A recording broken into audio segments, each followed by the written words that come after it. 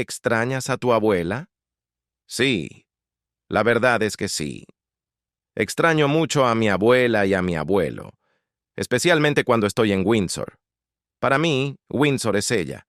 A veces iba a visitarla y tomábamos un poco de té juntos, porque ella tenía los mejores tés del mundo.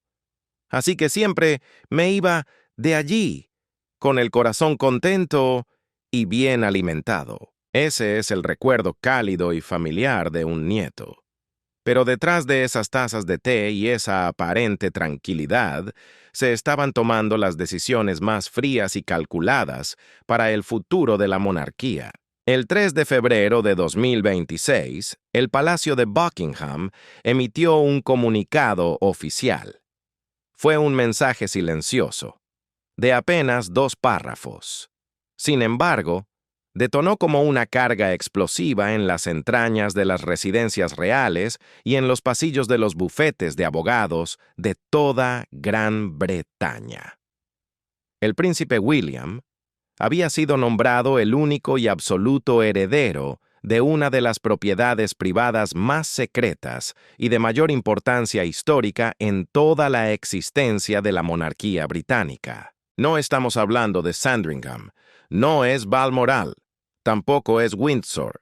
Era algo mucho más antiguo, algo profundamente oculto, algo que la reina Isabel II había estado protegiendo celosamente en las sombras durante años. Cuando Camila y su hijo, Tom Parker Bowles, descubrieron lo que se había transferido a sus espaldas y lo que se les había ocultado de manera deliberada, la furia que se desató dentro de los muros del palacio fue algo que el personal no había presenciado en toda una generación. Esta no es solo una historia sobre una herencia millonaria. Es la historia de cada propiedad oculta, de cada cláusula legal irrompible, de cada enfrentamiento a puerta cerrada, desde los acuerdos escritos a mano por la mismísima reina y los esquemas comerciales colapsados de Tom Parker Bowles, hasta llegar al momento exacto en que Camila se quedó de pie, en total silencio, viendo cómo William firmaba el final de sus ambiciones para siempre. Esta fue, sin lugar a dudas, la última e irrefutable jugada de ajedrez de la reina Isabel II. Hablamos de The Cedar Estate, la finca de los cedros. Un secreto que es más antiguo que la mayoría de los recuerdos vivos. Pero comencemos donde esta historia realmente nace. No en el año 2026, sino en 1944. Durante el capítulo más oscuro y desgarrador de la Segunda Guerra Mundial, el rey Jorge VI, enfrentándose a la incertidumbre de si Gran Bretaña sobreviviría o no, compró de manera silenciosa una propiedad escondida en lo profundo de las colinas de Chiltern, justo en la frontera entre Oxfordshire y Buckinghamshire. Fue bautizada como The Cedar Estate, y desde el primer instante de su adquisición fue diseñada para desaparecer del mapa. No hubo ningún registro público de propiedad, ningún informe en los periódicos, ningún reconocimiento ceremonial. Durante más de 8 décadas, esta finca existió únicamente en los susurros de los cortesanos de más alto rango. Una propiedad fantasma, conocida por casi nadie, pero protegida con la vida por los pocos que sabían de ella. Y aquí surge la primera gran pregunta que debemos hacernos. ¿Por qué la familia real mantendría una propiedad en absoluto secreto durante 80 años?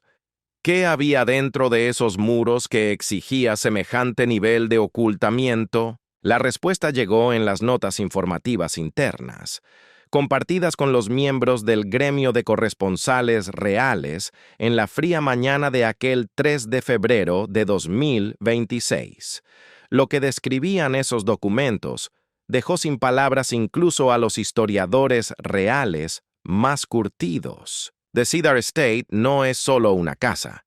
Alberga una capilla privada con una bóveda conmemorativa grabada en piedra, donde se enumeran los miembros de la familia real que derramaron sangre y sudor en conflictos armados. contiene bóvedas de archivos subterráneas que custodian 186 cofres de roble macizo, repletos de correspondencia personal de la época de la guerra y comunicaciones reales altamente confidenciales. Hay 72 retratos reales nunca antes vistos por el ojo público, incluyendo pinturas al óleo inéditas del rey Jorge VI y la princesa Margarita. Y, tal vez, lo más extraordinario y valioso de todo, 14 cintas de audio selladas de la reina Isabel II, grabando sus diálogos privados, crudos y sinceros con gigantes de la historia como Winston Churchill, Nelson Mandela, Ronald Reagan y Charles de Gaulle. Un archivista, que había pasado toda su vida trabajando en los archivos reales, describió esta colección con una frase que resulta inolvidable. Dijo: «Esto no era un museo de historia. Era la arquitectura cruda y sin filtros de la memoria real, una ventana directa al alma privada de la monarquía misma». Pero hay un detalle que hace que todo este descubrimiento sea aún más profundo. Entre los años 2017 y 2021, el príncipe William había estado visitando The Cedar Estate en completo silencio durante sus fines de semana privados. No iba como un turista curioso. No iba como un futuro rey cumpliendo un protocolo. Él caminaba por los bosques de cedros junto a su abuela, la reina. Revisaba la antigua correspondencia de guerra. Catalogaba personalmente los despachos navales. Reorganizaba con sus propias manos cientos de cartas de los soldados caídos en la Segunda Guerra Mundial. Incluso, se sabe que reparaba él mismo los sistemas de control de humedad en las cámaras de archivo para proteger los documentos. Esto no era cumplir con un deber por las apariencias. Era una administración hecha por puro amor y convicción. Y la reina Isabel lo notó. En una nota escrita de su propio puño y letra, encontrada dentro de los documentos del fideicomiso, ella dejó plasmadas estas palabras eternas: «Él heredará mucho más que la corona. Él heredará el silencio que la preservó». Esas palabras no fueron un accidente romántico. Fueron una declaración de poder. Finalmente, es crucial entender la fortaleza legal que hizo posible esta transferencia, porque es tan extraordinaria como la finca misma. The Cedar Estate no pertenece al Crown Estate, las propiedades públicas de la corona. Tampoco pertenece al Ducado de Cornualles. En cambio, existe bajo un mecanismo legal privado e impenetrable llamado Fideicomiso de Convenio, Covenant Trust. Este documento fue creado en secreto en el año 2020, archivado bajo el sello de la Carta 0142 y presenciado únicamente por el abogado personal de la reina, un asesor constitucional y un notario de los archivos reales. Este fideicomiso no era normal. Venía equipado con una cláusula de activación retrasada. Fue diseñada milimétricamente para despertar y tener validez legal solo después de que se cumplieran dos condiciones muy específicas: la conclusión del funeral de Estado de la reina Isabel II y el momento exacto en que el príncipe William fuera reconocido públicamente como el heredero definitivo de la responsabilidad institucional. Y así, ambas condiciones se cumplieron por fin. El comunicado oficial lo confirmó con una frialdad absoluta, dictando sentencia bajo los términos inquebrantables de aquel fideicomiso sellado por la difunta reina Isabel II en 2020. Las palabras fueron simples, pero sus consecuencias irreversibles. La propiedad conocida como The Cedar Estate pasará bajo la custodia total y exclusiva de Su Alteza Real, el Príncipe de Gales, con efecto inmediato. Pero aquí es exactamente donde nuestra historia deja de ser un solemne cuento sobre herencias y se transforma en un descarnado campo de batalla. Porque Como era de esperarse, no todos recibieron esta noticia con gracia y resignación. Hablemos de Camila. Hablemos de su hijo, Tom Parker Bowles. Y hablemos de los planes que nunca, jamás debieron salir a la luz. Múltiples fuentes, voces que susurran desde los pasillos más profundos y oscuros del palacio, han confirmado lo que muchos expertos ya sospechaban en silencio.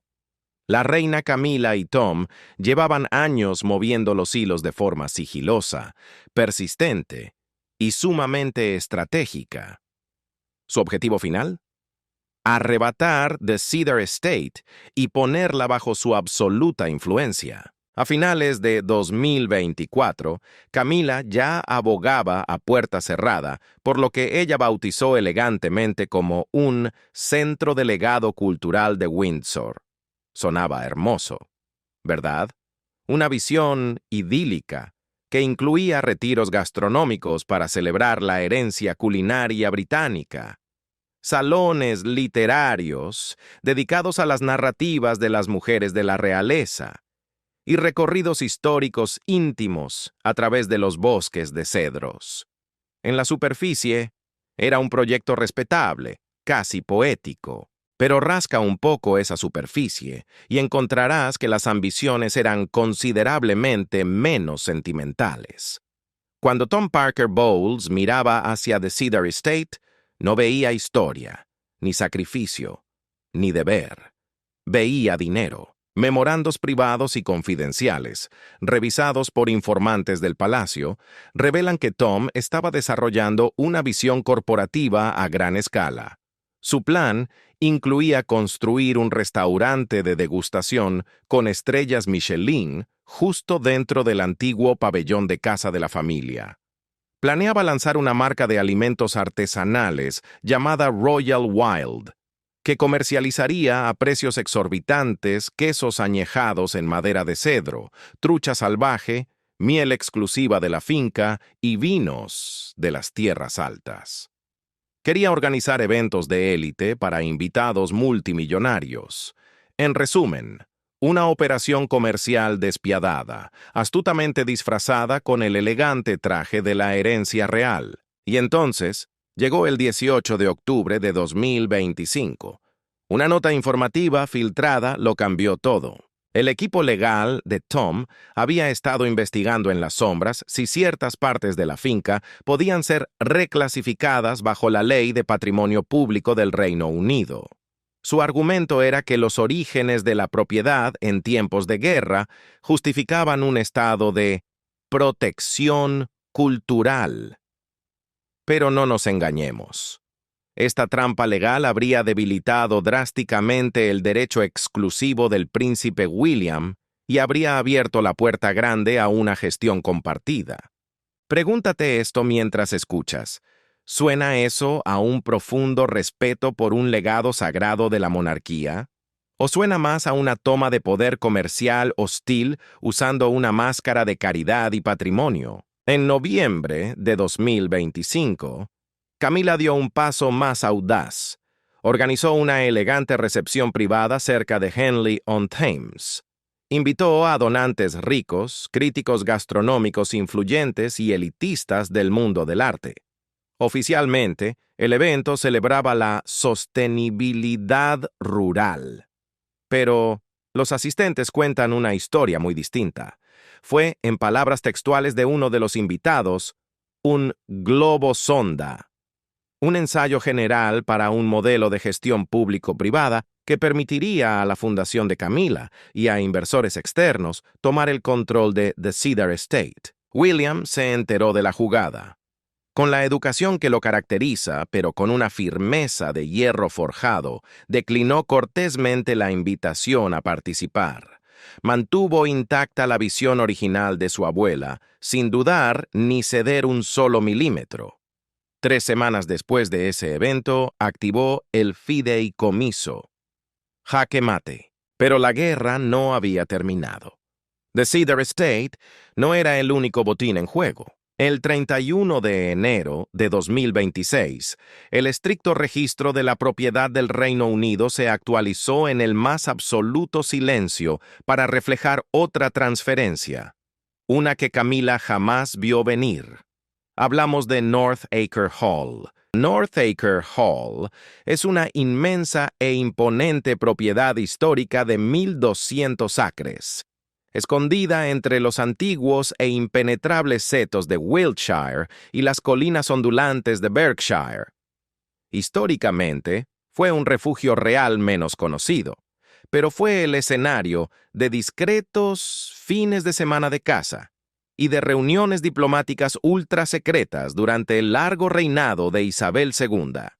Su mezcla perfecta de prestigio histórico, jugosos ingresos agrícolas y derechos de licencia sin explotar, vinculados a un legado de 800 años, la convertían, según evaluaciones comerciales, en un activo estratégico único en su clase, lo que hace que la transferencia de North Acre Hall sea verdaderamente asombrosa es el momento exacto en que ocurrió. Documentos fechados el 8 de septiembre de 2022, apenas semanas antes de que la reina cerrara los ojos para siempre, revelan que ella reclasificó formalmente esta propiedad. La sacó de los bienes compartidos de la corona, Crown Estate, y la convirtió en una propiedad soberana estrictamente personal. Este movimiento maestro le garantizó poder transferirla de forma privada a través de su testamento, esquivando por completo la línea de sucesión institucional. En el apéndice R3 de aquel documento, la reina escribió con su propia mano un mensaje desgarrador y profético. Que North Acre permanezca con el niño que lleva la carga de nuestro futuro, que no sea simplemente un refugio, sino un santuario. Esta decisión pasó por encima del mismísimo príncipe Carlos, ahora rey, y de la princesa Ana. Las ondas de choque dentro del círculo íntimo de la realeza fueron inmediatas y silenciosas, como una piedra pesada que cae en aguas oscuras a la medianoche. Según los archivistas del palacio, esta fue la primera transferencia personal de este tipo desde que la reina Victoria reasignó tierras en las tierras altas de Escocia en el lejano 1872. Un acto ejecutado en el más absoluto y sepulcral secreto. Solo 2 testigos vivos en todo el mundo conocían la existencia de este codicilo: Lady Sarah Chatto y el leal asesor legal de la difunta reina, Sir Alistair Denholm. El sobresellado fue depositado en una caja fuerte con solo 3 palabras escritas en su exterior: para el reinado después de mí. Pero Camila, fiel a su estilo, no se había quedado de brazos cruzados esperando.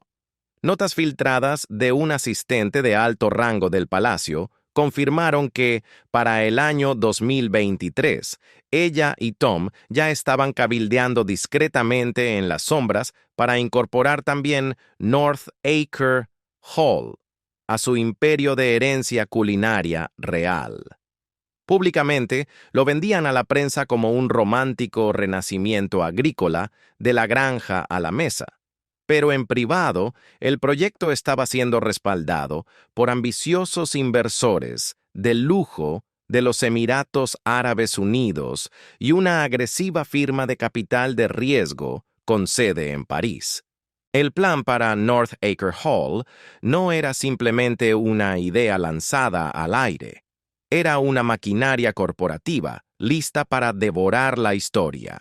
Los documentos filtrados detallaban la construcción de un hotel boutique de 5 estrellas de ultralujo, una escuela de cocina patrimonial de alta gama y un cambio de marca total para convertir la histórica finca en el destino turístico más exclusivo de Windsor.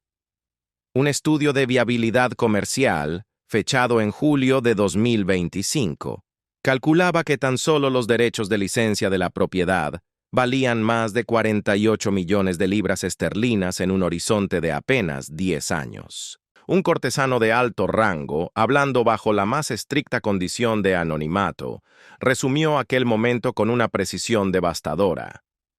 Camila estaba convencida de que ya había comprado la finca usando su influencia y su poder blando, pero la reina, con una maestría inalcanzable, la superó estratégicamente desde el más allá.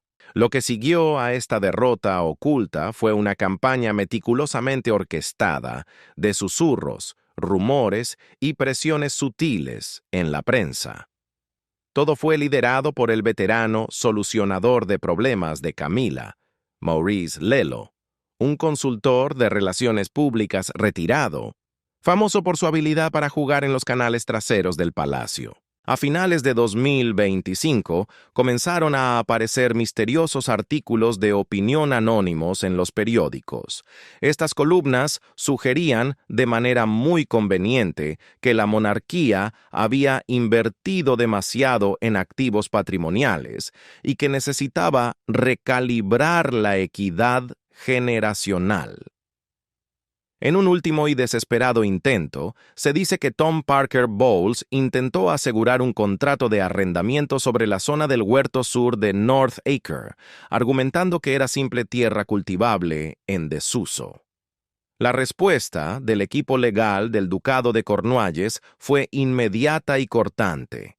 Solicitud denegada, citando leyes de protección de herencias. Fuentes internas del palacio describieron la reacción de Camila en aquel fatídico mes de noviembre de 2025.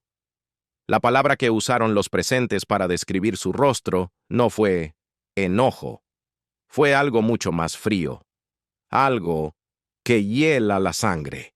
Era la furia pura y cruda de haber sido acorralada y vencida por una mujer que ya descansaba en su tumba, pero ahora debemos adentrarnos en lo que quizás sea el capítulo más profundo, espiritual y emocional de esta extraordinaria historia.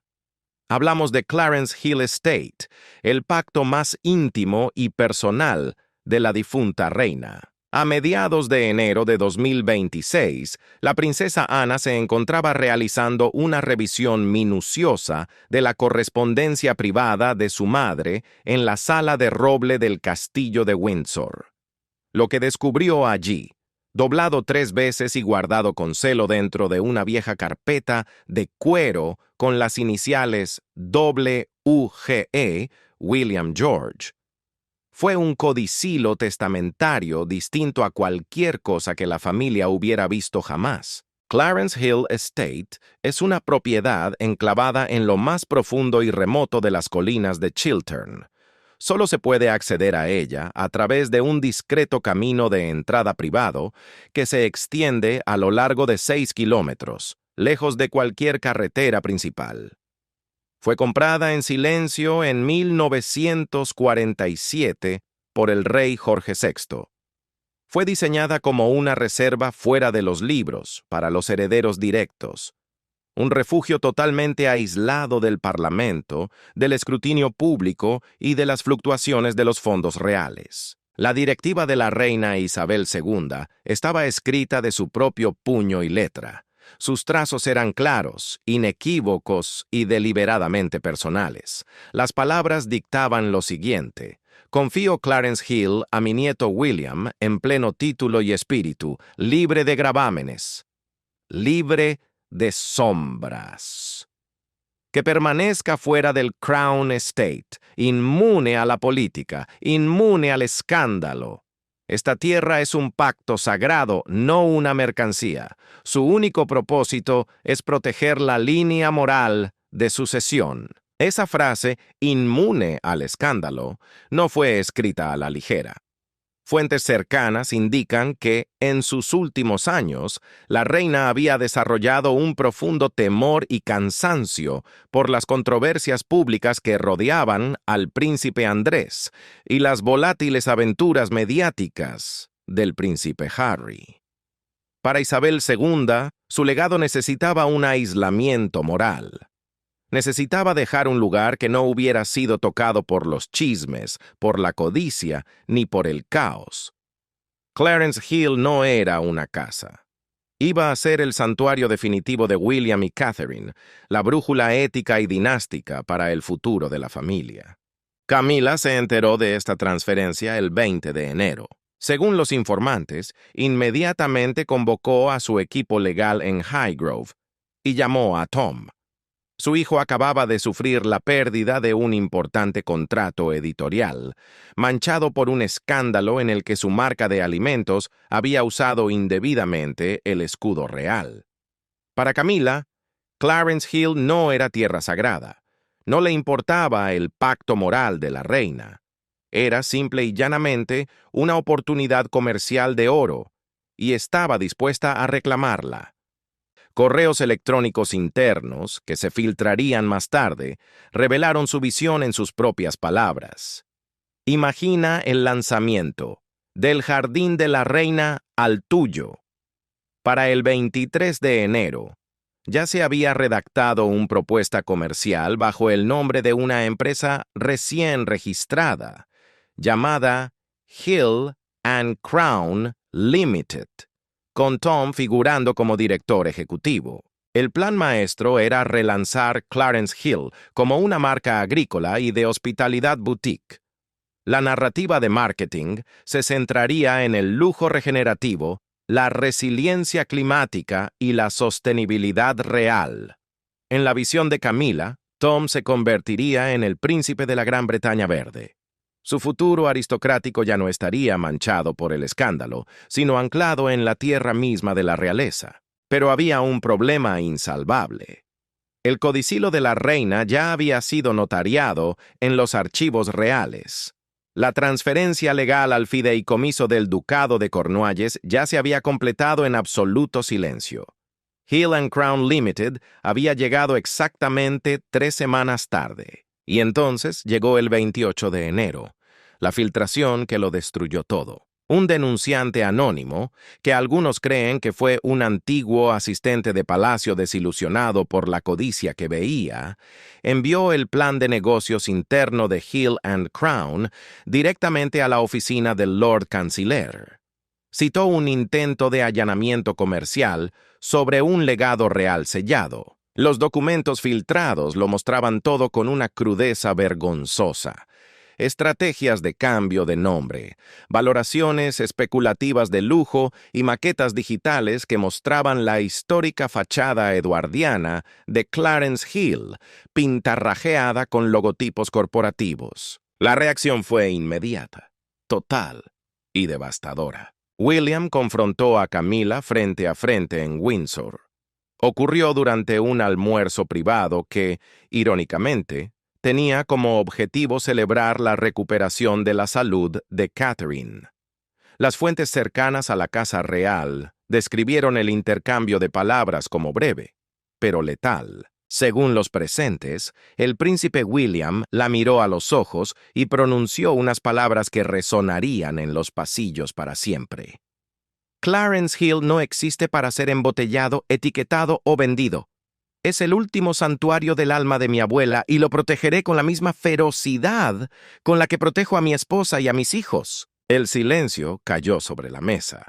Camila se levantó, dio media vuelta y abandonó el salón sin siquiera terminar su comida. En menos de 48 horas, la empresa Hill and Crown Limited fue disuelta para siempre.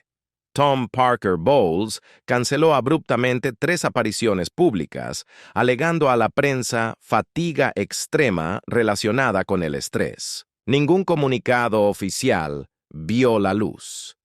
Las puertas permanecieron cerradas y los portavoces guardaron silencio. Pero dentro de los gruesos muros del palacio, el mensaje resonó con una claridad ensordecedora.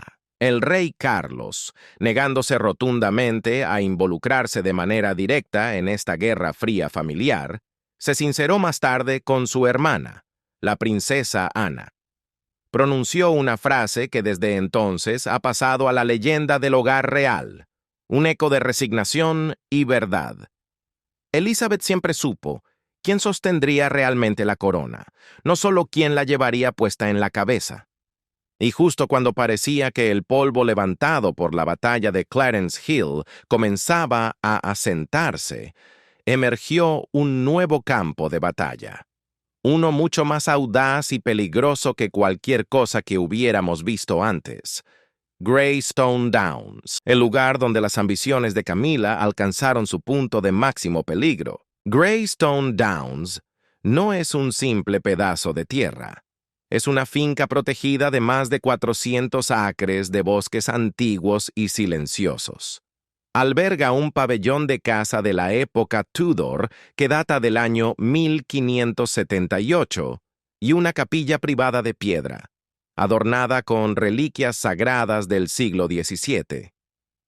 Durante más de 4 décadas, la reina Isabel dedicó su vida a preservar Greystone Downs, no solo como un refugio para respirar en paz, sino como un archivo vivo del código moral de la realeza. Dejárselo a William no fue una simple decisión práctica, fue un acto profundamente simbólico. Él no era solo el heredero al trono de Inglaterra, era el heredero de la contención, de la administración responsable y de la dignidad silenciosa. Pero Camila y Tom lo veían de una manera muy distinta. Valorada en la astronómica cifra de 80 millones de libras esterlinas, según documentos recuperados recientemente de un exasesor financiero, Greystone Downs era su objetivo más codiciado. La visión que tenían para este lugar sagrado era asombrosa por su ambición, y muchos dirían, repugnante por su audacia. Planearon construir cabañas ecológicas de lujo a 5,000 libras la noche, cenas exclusivas, de la granja a la mesa, organizadas y presentadas por el mismísimo Tom, un círculo culinario real solo para miembros, dirigido directamente a la clientela de élite de los Emiratos Árabes Unidos y el este de Asia. Todo ello empaquetado y vendido como un santuario de Windsor, una marca comercial premium construida ladrillo a ladrillo sobre los cimientos de la herencia de otra persona. Detrás de escena, el enlace legal de Camila, Sir Piers Mallory, había comenzado a escarbar en el testamento de la difunta reina. Buscaba desesperadamente cualquier cláusula, cualquier vacío legal que permitiera una custodia compartida o una colaboración patrimonial. Buscaba cualquier hilo del que tirar para deshacer el control exclusivo de William. De hecho, Tom ya había registrado en secreto una nueva sociedad de cartera en Luxemburgo, bautizada como Stag Crown Hospitality Limited, apenas 3 semanas antes de que el testamento de la reina se hiciera público.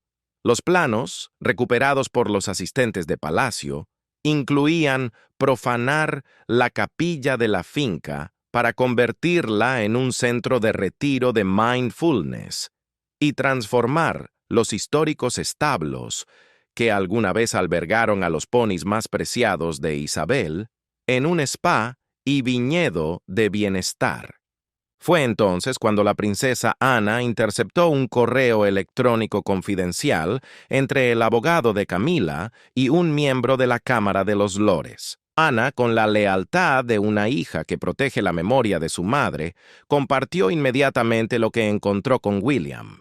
Su evaluación de la situación fue entregada con ese tono frío y calculador que, para quienes la conocen, resulta mucho más aterrador que cualquier grito de indignación. «Ella no está desafiando a la corona», dijo Ana en voz baja. «Está desafiando la ética de nuestra madre». William no perdió un segundo. Convocó una sesión de estrategia a puerta cerrada con los guardianes del Tesoro Real. Lo que siguió fue una contraofensiva legal rápida, brutal y total. El codicilo sellado, entregado a los archivos reales aquel 3 de febrero de 2026, hizo que los planes de Camila se desmoronaran en un instante. Escrito del puño y letra de la reina y notariado en 2021, el documento prohibía de manera explícita cualquier transformación material, conversión comercial o explotación de marca de Greystone Downs sin la aprobación directa y expresa del propio William. Esta cláusula no era una formalidad, era una reprimenda directa desde la tumba. Era la prueba irrefutable de que Isabel no solo había anticipado este ataque de codicia, sino que se había preparado para él con años de antelación. Un lacayo de palacio, que sirvió té durante el tenso encuentro, describió el momento exacto en que Camila abrió el sobre que llevaba el monograma de la reina. Lo leyó 2 veces en el más absoluto silencio. Luego levantó la vista y pronunció unas palabras que nadie en esa habitación podrá olvidar jamás. Incluso en la muerte me deja enjaulada. La respuesta de William no llegó con palabras altisonantes, sino con acciones puras. El 5 de febrero realizó una visita no programada a Greystone Downs, acompañado únicamente por la princesa Catherine y sus 3 hijos. Las cámaras capturaron a la familia de Gales caminando con tranquilidad por la orilla congelada del lago de la finca, justo al atardecer. Sin comunicados, sin conferencias de prensa, sin drama. Solo una familia de pie sobre su tierra, honrando una promesa inquebrantable. Pero si Greystone Downs representó el movimiento más audaz de Camila, entonces Greenheath Estate le entregó su derrota más humillante. La sorpresa de los 37 millones de libras. Ubicada al sureste de Forest Lodge, Greenheath era una vasta extensión de bosque virgen e indómito que abarcaba más de 500 acres, bordeando una histórica calzada romana y protegida bajo una estricta escritura de conservación real. Los conocedores del palacio habían visto durante mucho tiempo este lugar como el sitio perfecto para retiros de alto nivel, reuniones diplomáticas seguras y programas de rehabilitación de clase mundial bajo el patrocinio real. Camila lo había codiciado intensamente, y su planificación para tomarlo había comenzado casi al instante de que la reina Isabel exhalara su último aliento. Pero ella había leído mal la sección sellada del testamento de Isabel. Asumió con arrogancia que Greenheath se refería a una pequeña parcela ceremonial o a unos simples terrenos de caza en desuso. Estaba total y absolutamente equivocada. Greenheath no venía sola. Estaba acompañada por un fideicomiso privado de 37 millones de libras esterlinas. Este fondo había sido sembrado discretamente a través de décadas de transferencias estratégicas aprobadas personalmente por la reina. Era un escudo financiero que había estado creciendo en las sombras durante años, completamente invisible para aquellos a quienes no se les había dicho dónde mirar. El descubrimiento de este fondo secreto enfureció a Tom Parker Bowles hasta la médula. Él ya había visualizado un gigantesco centro de bienestar culinario en esas tierras, respaldado con el dinero de fuertes inversores de Dubái y un poderoso conglomerado de spas francés. Pero ahora, ese sueño se desvanecía en el aire, protegido por un muro de millones de libras y la voluntad inquebrantable de una reina que nunca dejó nada al azar. Se dice que Camila le había hecho una promesa a Tom. Le había asegurado que usaría su privilegio de regencia para garantizarle el respaldo real absoluto, aprovechando que el rey Carlos se mantenía en un estado de semirretiro debido a su salud. La maquinaria comercial ya estaba en marcha y no parecía tener frenos. Ya se habían planificado cenas promocionales de alto perfil. Se estaban redactando con letras doradas las invitaciones para la alta sociedad, vinos orgánicos, productos locales de lujo y aceites de oliva exclusivos del ducado habían sido meticulosamente seleccionados para deslumbrar a dignatarios extranjeros en eventos de exhibición. Todo estaba listo. Y entonces, llegó el 30 de enero de 2026. La princesa Ana, actuando en nombre de la autoridad del fideicomiso de la corona, selló la transferencia de activos con efecto retroactivo al 28 de diciembre de 2025. Con una sola firma, William recibió oficialmente los derechos totales y absolutos sobre Greenheath y, con la tierra, El fideicomiso privado de 37 millones de libras esterlinas pasó a sus manos. Esa misma noche, un sedán negro del palacio se detuvo silenciosamente frente a Clarence House. Entregó los documentos finales, pero traía consigo algo más. Algo que Camila jamás, en sus peores pesadillas, habría esperado. Una grabación de audio privada. Era la voz de la mismísima Reina Isabel II, explicando de su propia boca, con su tono inconfundible y sereno, sus verdaderos deseos para Greenheath. En esa cinta, la difunta reina dictaba que la finca debía convertirse en una zona de legado seguro, reservada de manera exclusiva para programas de educación ambiental, iniciativas de rehabilitación infantil y administración educativa, bajo el patrocinio directo y protector de William y Catherine. Esa misma noche, una Camila acorralada convocó a Tom y a dos de los abogados más despiadados del patrimonio a una reunión de crisis en Romley House. Según las filtraciones que brotaron del palacio, la conversación se centró de inmediato en buscar una maniobra legal desesperada. Camila estaba dispuesta a cruzar la línea roja definitiva. Planeaba cuestionar la claridad mental y la cordura de la reina Isabel en el momento en que firmó la escritura de Greenheath. Planeaba argumentar ante los tribunales que William y Catherine, ayudados por asesores influyentes, habían manipulado a una anciana reina. Era un ataque póstumo, vil y directo contra la propia Isabel. Un intento de reescribir la historia desde adentro, atacando a la familia a la que esa historia le pertenecía por derecho. Pero el rey Carlos, a pesar de su fragilidad física, emitió una advertencia privada en menos de 48 horas. Su mensaje fue gélido y definitivo. Cualquier intento de socavar la última voluntad de Isabel sería tratado como un acto de sedición contra la memoria de la corona. Cuando esta carta se filtró al periódico The Times el 2 de febrero, la indignación pública estalló como un volcán. Grupos pro-monarquía, eruditos constitucionales y respetados historiadores reales se alinearon de inmediato para denunciar el complot de Camila como algo moral y legalmente indefendible. Ese mismo día, la princesa Catherine hizo una aparición silenciosa y sin pretensiones en un hospicio para niños en Windsor. Fue el contrapunto visual definitivo para las portadas de los diarios. La dignidad y la compasión genuina, de pie, en un contraste absoluto y silencioso, frente a las intrigas maquiavélicas de Camila. A las 9:46 de la mañana del 3 de febrero, William llegó a las puertas de Greenheath. Llegó completamente solo. Llevaba un sencillo abrigo de lana azul marino y lo acompañaba un único asistente, sin cámaras, sin prensa, sin fanfarrias.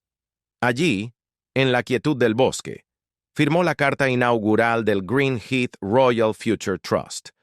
Con ese trazo de tinta, cerró permanentemente la finca a cualquier tipo de explotación comercial y la blindó bajo un marco ético que reflejaba la visión ambiental y educativa de su abuela. Justo cuando terminaba de firmar, un Rolls-Royce negro apareció en el límite occidental de la finca.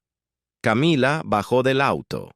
Llevaba gafas oscuras, los labios apretados en una línea fina y un fajo de documentos de cuero negro apretado contra su pecho. No dijo una sola palabra. No se acercó. Simplemente se quedó allí, de pie en el frío, observando en completo silencio cómo se desarrollaba una visión que ya no podía controlar ni revertir. Tom, su hijo, nunca apareció. Para la noche, Camila había cancelado abruptamente un opulento evento culinario real programado para el 4 de febrero. Su equipo de relaciones públicas emitió un comunicado de una sola y seca línea. Su Majestad la Reina Camila, lamenta los recientes acontecimientos y apoya la reafirmación por parte del rey del legado de la difunta reina. Pero la historia aún guardaba una última carta.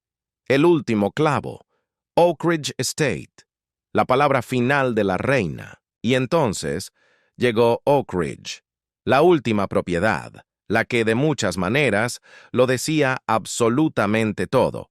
Un sobre de cuero sellado que llevaba el monograma real de Isabel II fue presentado formalmente a la primera ministra Harriet Shawcross en la mañana del 3 de febrero, confirmando la transferencia de la finca Oak Ridge a las manos de William. A diferencia de Balmoral o Sandringham, Oak Ridge no estaba sujeta a las complejas regulaciones del Crown Estate. Era una propiedad estrictamente privada, protegida bajo una cláusula única en el testamento de la reina, una fortaleza de retiro pastoral, una vasta extensión de naturaleza virgen que bordeaba los bosques del Támesis, utilizada por el rey Jorge VI para la caza y que ocultaba en sus terrenos las ruinas de una capilla Tudor. Su valor estimado en el mercado era de 18 millones de libras. Pero esa cifra, como todos los involucrados entendían perfectamente, era lo de menos. Oak Ridge había sido el hogar espiritual, el fuego familiar de la reina Isabel durante las peores disputas de la familia. Era su lugar de refugio, de reflexión y de resolución. Fue la cuna de los primeros veranos de William, el lugar exacto donde, siendo solo un niño, aprendió por primera vez lo que significaba pertenecer a algo mucho más grande que él mismo. Una última entrada del diario personal de la reina, escondida junto a unas flores de lavanda prensadas en la biblioteca privada de la finca, hablaba con profunda sencillez sobre la responsabilidad futura y el cuidado del legado. Incluso mientras se completaba esta transferencia, Camila y Tom permanecieron inquietantemente callados. Sin embargo, los susurros venenosos comenzaron a circular. Se hablaba de una posible apelación legal a través del Comité del Monedero Privado, Privy Purse, bajo el argumento de que Oak Ridge se había beneficiado de fondos públicos a lo largo de los años y por lo tanto podía ser reclasificada para quitársela a William. Pero William, como un verdadero heredero, ya había anticipado el golpe.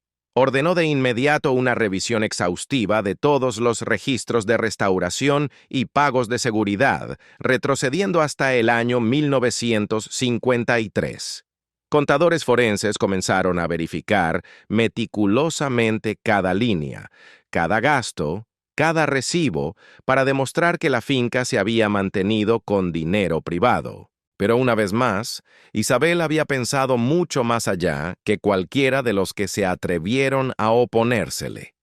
El testamento privado contenía una última cláusula, una trampa maestra y letal titulada obstrucción anticipada.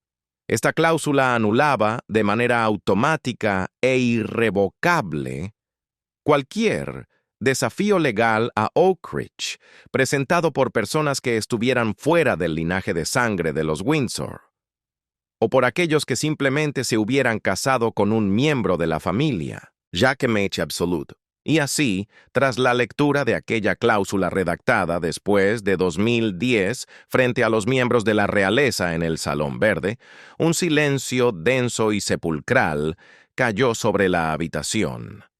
Nadie se atrevió a respirar.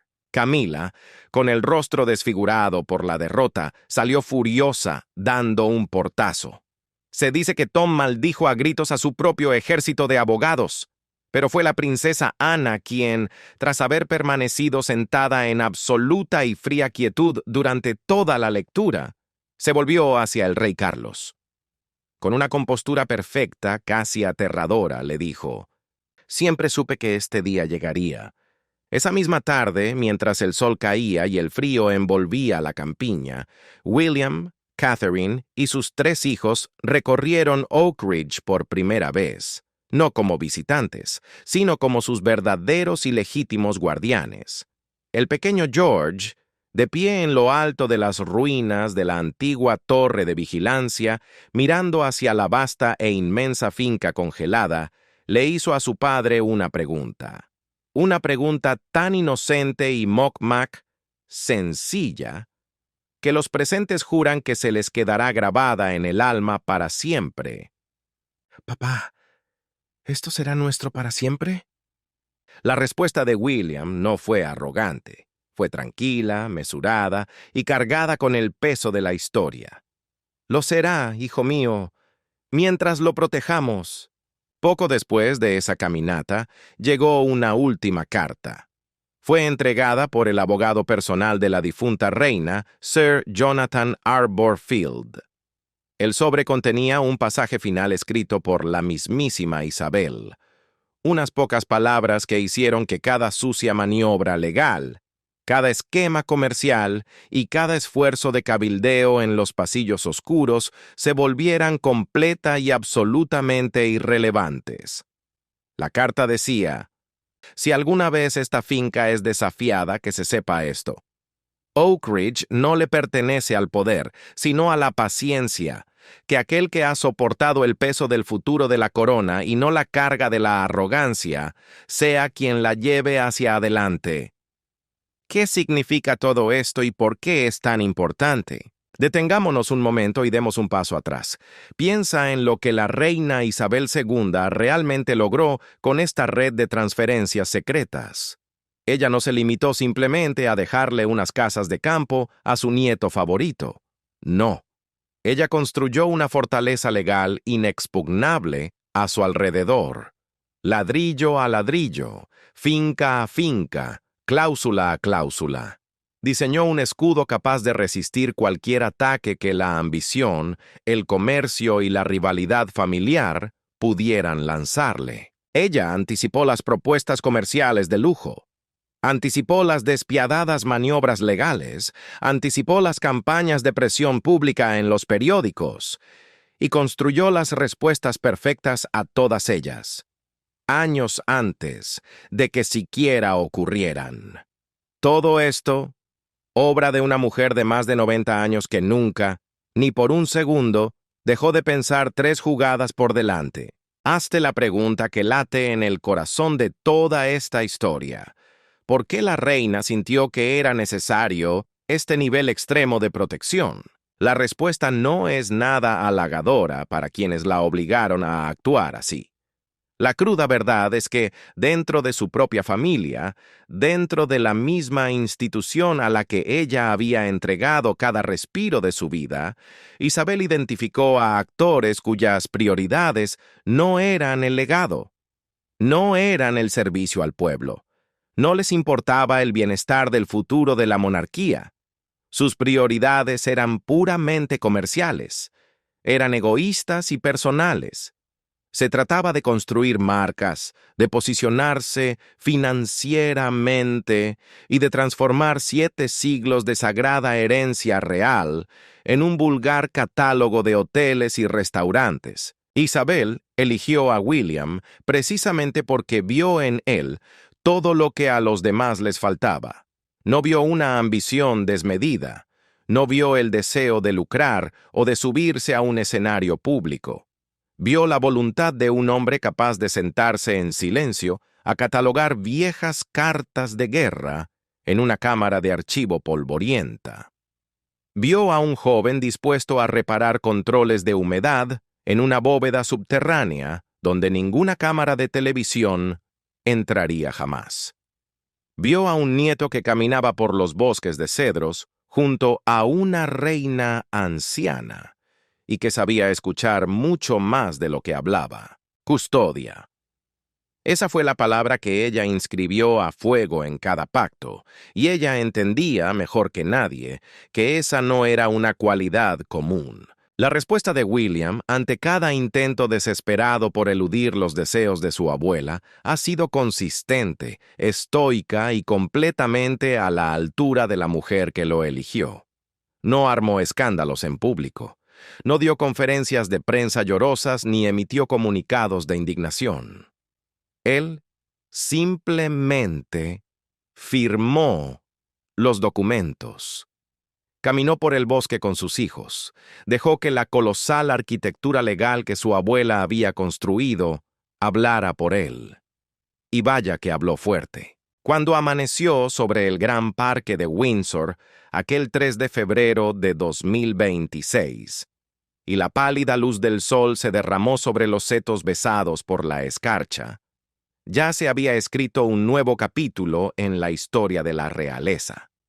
No se escribió con ceremonias ruidosas ni proclamaciones públicas, sino en el lenguaje silencioso e irrevocable de los fideicomisos sellados, los codicillos notariados y la certeza escrita a mano de una abuela que amaba a su nieto. El príncipe William caminó por los senderos de una finca que ahora, por fin y para siempre, era completamente suya. A su lado, el pequeño George saltaba, lleno de preguntas sobre capillas antiguas, arboledas escondidas y el verdadero significado de la historia. La princesa Charlotte, con los ojos muy abiertos, aferraba contra su pecho un diario encuadernado en cuero, absorbiendo cada detalle del paisaje. Y William respondió a cada una de sus preguntas con la paciencia infinita de un hombre que entiende quizás mejor que nadie en este mundo, lo que significa que te confíen algo verdaderamente precioso. Las ambiciones de Camila no solo fueron derrotadas, fueron convertidas en una imposibilidad estructural. Y no fue a través de una confrontación a gritos. No fue por la sucia política de palacio. Fue por el genio legal, preventivo y absoluto de una soberana que había pasado décadas enteras observando, evaluando y preparándose para este mismo momento. Cada esquema comercial que Tom Parker Bowles redactó en su oficina, cada campaña de cabildeo secreto que ejecutaron los asesores de Camila, cada intento legal por conseguir una custodia compartida, cada propuesta de marca, cada empresa fantasma registrada en el extranjero, cada maqueta con logotipos corporativos pintados sobre fachadas históricas. Todo fue anticipado, todo fue neutralizado, todo fue respondido con cláusulas magistrales escritas años antes de que los desafíos siquiera se plantearan. Como lo resumió un veterano lacayo, que sirvió fielmente tanto a la reina Isabel como ahora a William, con una finalidad tan silenciosa como letal. Esto no se trataba solo de unas casas. Fue la última jugada de ajedrez de la reina. Y siguiendo la gran tradición de la mujer que la ejecutó, la jugada fue simplemente perfecta. La paciencia, el silencio y el respeto por el legado terminaron venciendo a la ambición desmedida. Una lección magistral de la reina Isabel II que quedará para la historia. ¿Qué opinas de esta jugada maestra desde el más allá? ¿Crees que Camila y Tom se rendirán definitivamente o buscarán otra forma de atacar? Déjame tu opinión en la caja de comentarios, los leo a todos. Si esta historia inédita te mantuvo al borde del asiento, no olvides dejar tu me gusta, suscribirte al canal y activar la campanita de notificaciones para no perderte nuestras próximas investigaciones exclusivas.